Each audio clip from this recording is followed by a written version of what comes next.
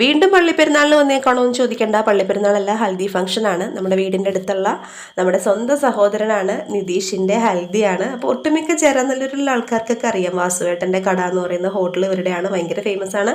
അപ്പോൾ നമ്മുടെ ഡാൻസുകാരൊക്കെ അവിടെ റെഡിയായിരിക്കുന്നുണ്ട്. മണവാളച്ചക്കൻ അവിടെ ഒരുങ്ങി മഞ്ഞളയിൽ കുളിച്ച് തോർത്തി അവിടെ ഇങ്ങനെ ഇരിക്കുന്നുണ്ട്.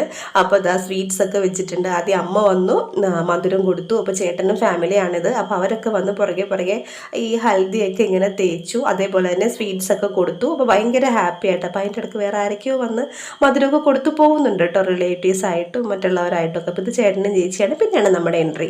ഫാമിലിയൊക്കെ കഴിഞ്ഞ പിന്നെ നമ്മൾ ഫ്രണ്ട്സും നൈബേഴ്സൊക്കെയാണ് കയറിയിട്ട് ഇതേപോലെ ഹൽദി തേച്ചു, സ്വീറ്റ്സ് കൊടുത്തു. പിന്നെ നമ്മുടെ ഡാൻസിൻ്റെ ടീമാണ്. അത് കഴിഞ്ഞ് പിള്ളേരുടെ നല്ല അടിപൊളി ഡാൻസ് ആയിരുന്നു. എൻ്റെ മോളുണ്ടായിരുന്നു.